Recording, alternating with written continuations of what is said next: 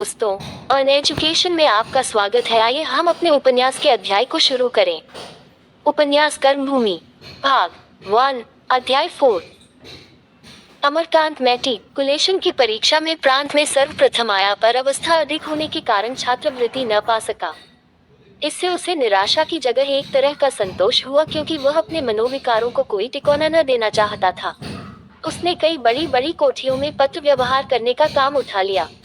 धनी पिता का पुत्र था, ये काम उसे आसानी से मिल गया। लाला समरकांत की व्यवसाय नीति से प्रायः उनकी बिरादरी वाले जलते थे और पिता पुत्र के इस वैमनस्य का तमाशा देखना चाहते थे। लाला जी पहले तो बहुत बिगड़े। उनका पुत्र उन्हीं के सहवर्गियों की सेवा करे, यह उन्हें अपमानजनक जान पड़ा, पर अमर ने उन्हें सुझाया कि वह ये काम केवल व्यावसायिक ज्ञानोपार्जन के भाव से कर रहा है। लाला जी ने भी समझा, कुछ न कुछ सीख ही जाएगा। विरोध करना छोड़ दिया। सुखदा इतनी आसानी से मानने वाली न थी। एक दिन दोनों में इसी बात पर झड़प हो गई। सुखदा ने कहा, तुम 10-10, 5-5 रुपए के लिए दूसरों की खुशामद करते फिरते हो, तुम्हें शर्म भी नहीं आती। अमर ने शांतिपूर्वक कहा, काम करके कुछ उपार्जन करना शर्म की बात नहीं, दूसरों का मुंह ताकना शर्म की बात है। तो ये धनिकों के जितने लड़के हैं, सभी बेशर्म हैं। सिंगल कोट है ही, इसमें आश्चर्य की कोई बात नहीं। अब तो लाला जी मुझे खुशी से भी रुपए दे तो न लूं। जब तक अपनी सामर्थ्य का ज्ञान न था, तब तक उन्हें कष्ट देता था। जब मालूम हो गया कि मैं अपने खर्च भर को कमा सकता हूँ, तो किसी के सामने हाथ क्यों फैलाऊं। Single quote. सुखदा ने निर्दयता के साथ कहा, तो जब तुम अपने पिता से कुछ लेना अपमान की बात समझते हो, तो मैं क्यों उनकी आश्रित बनकर रहूं। इसका आशय तो यही हो सकता है कि मैं भी किसी पाठशाला में नौकरी करूं या सीने पिरोने का धंधा उठाऊं। अमरकांत ने संकट में पड़कर कहा, तुम्हारे लिए इसकी जरूरत नहीं। क्यों, मैं खाती पहनती हूँ, गहने बनवाती हूँ, पुस्तकें लेती हूँ, पत्रिकाएं मंगवाती हूँ, दूसरों ही की कमाई पर। तो इसका तो यह आशय भी हो सकता है कि मुझे तुम्हारी कमाई पर भी कोई अधिकार नहीं, मुझे खुद परिश्रम करके कमाना चाहिए। अमरकांत को संकट से निकलने की एक युक्ति सूझ गई। अगर दादा या तुम्हारी अम्मा जी तुमसे चिढ़े और मैं भी ताने हूँ, तब निसंदेह तुम्हें खुद धन कमाने की जरूरत पड़ेगी। कोई मुंह से न कहे, पर मन में तो समझ सकता है। अब तक तो मैं समझती थी तुम पर मेरा अधिकार है, तुमसे जितना चाहूंगी लड़कर ले लूंगी, लेकिन अब मालूम हुआ मेरा कोई अधिकार नहीं। तुम जब चाहो मुझे जवाब दे सकते हो, यही बात है या कुछ और। Single quote. अमरकांत ने हार कर कहा, तो तुम मुझे क्या करने को कहती हो, दादा से हर महीने रुपये के लिए लड़ता रहूं। सुखदा बोली, हाँ मैं यही चाहती हूँ। ये दूसरों की चाकरी छोड़ दो और घर का धंधा देखो। जितना समय उधर देते हो उतना ही समय घर के कामों में दो। मुझे इस लेन देन सूद ब्याज से घृणा है। सुखदा मुस्कुराकर बोली, ये तो तुम्हारा अच्छा तर्क है। मरीज को छोड़ दो, वह आप ही आप अच्छा हो जाएगा। इस तरह मरीज मर जाएगा, अच्छा ना होगा। तुम दुकान पर जितनी देर बैठोगे, कम से कम उतनी देर तो ये घृणित व्यापार न होने दोगे। ये भी तो संभव है कि तुम्हारा अनुराग देखकर लाला जी सारा काम तुम्ही को सौंप दें। तब तुम अपनी इच्छानुसार इसे चलाना। अगर अभी इतना भार नहीं लेना चाहते तो न लो, लेकिन लाला जी की मनोवृत्ति पर तो कुछ न कुछ प्रभाव डाल ही सकते हो। वो वही कर रहे हैं जो अपने अपने ढंग से सारा संसार कर रहा है। तुम विरक्त होकर उनके विचार और नीति को नहीं बदल सकते, और अगर तुम अपना ही राग लापोगे तो मैं कह देती हूँ, अपने घर चली जाऊंगी। तुम जिस तरह जीवन व्यतीत करना चाहते हो वह मेरे मन की बात नहीं। तुम बचपन से ठुकराए गए हो और कष्ट सहने में अभ्यस्त हो। मेरे लिए यह नया अनुभव है। अमरकांत परास्त हो गया। इसके कई दिन बाद उसे कई जवाब सूझे, पर इस वक्त वह कुछ जवाब न दे सका। नहीं, उसे सुखदा की बातें न्याय संगत मालूम हुई। अभी तक उसकी स्वतंत्र कल्पना का आधार पिता की कृपणता थी, उसका अंकुर विमाता की निर्ममता ने जमाया था।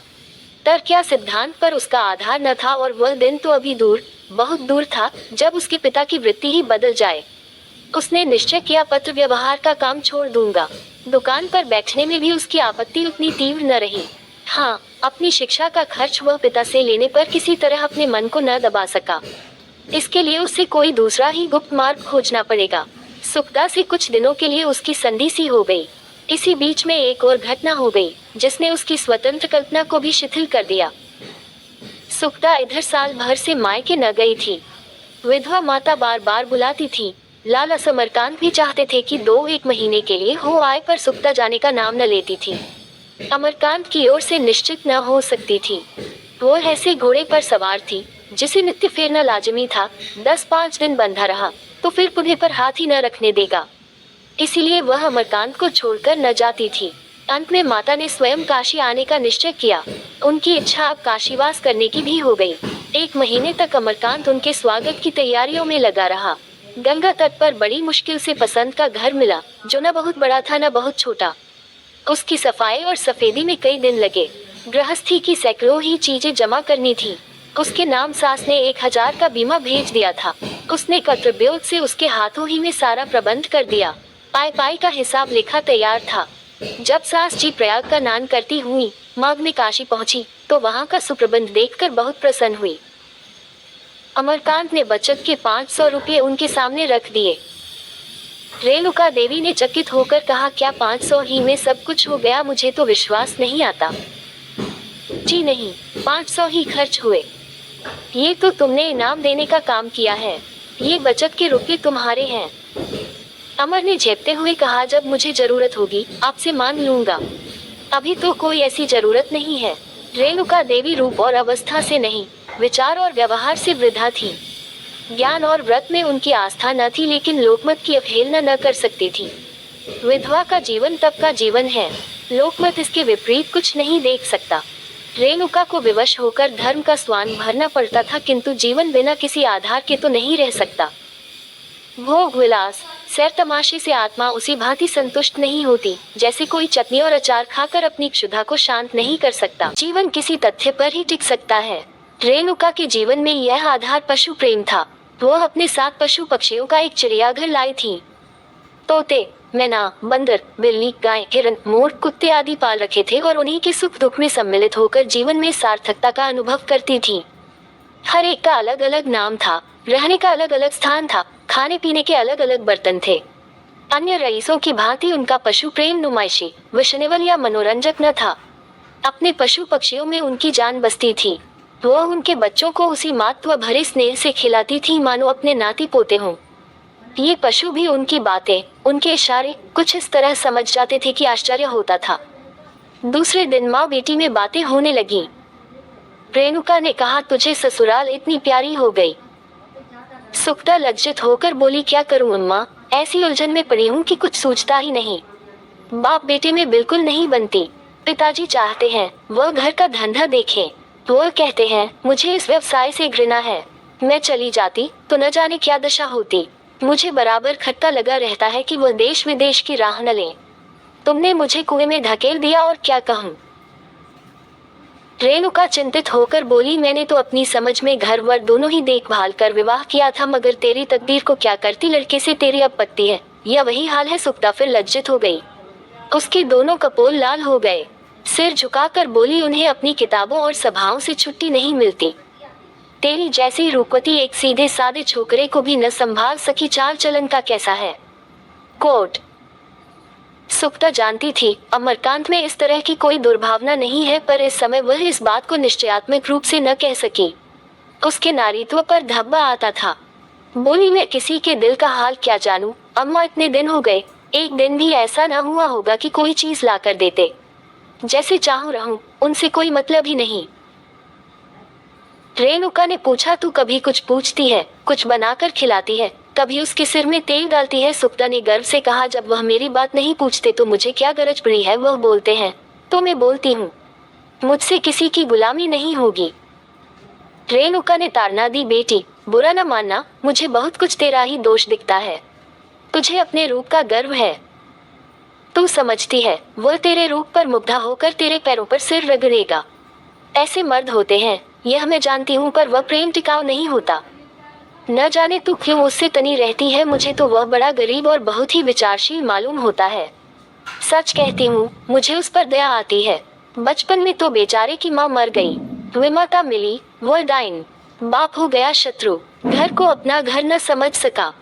जो हृदय चिंता भार से इतना दबा हुआ हो, उसे पहले स्नेह और सेवा से पोला करने के बाद तभी प्रेम का बीज बोया जा सकता है। सुक्ता चिढ़कर बोली, वह चाहते हैं मैं उनके साथ तपस्विनी बनकर रहूं। रूखा सूखा खाऊं, मोटा छोटा पहनूं और वह घर से अलग होकर मेहनत और मजदूरी करें। मुझसे यह न होगा, चाहे सदैव के लिए उनसे नाता ही टूट जाए। वो अपने मन की करेंगे, मेरे आराम तकलीफ की बिल्कुल परवाह न करेंगे, तो मैं भी उनका मुंह न जोहूंगी। रेणुका ने तिरस्कार भरी चितवनों से देखा और बोली, और अगर आज लाला समरकांत का दिवाला पिट जाए? सुखदा ने इस संभावना की कभी कल्पना ही न की थी। विमूढ़ होकर बोली, दिवाला क्यों पिटने लगा? ऐसा संभव तो है। सुखदा ने माँ की संपत्ति का आश्रय न लिया। वह न कह सकी, तुम्हारे पास जो कुछ है वह भी तो मेरा ही है।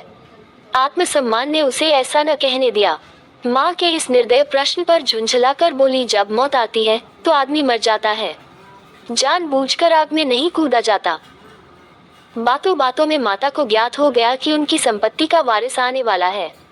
कन्या के भविष्य के विषय में उन्हें बड़ी चिंता हो गई थी। इस संवाद ने उस चिंता का शमन कर दिया। उन्होंने आनंद विह्वल होकर सुखदा को गले लगा लिया।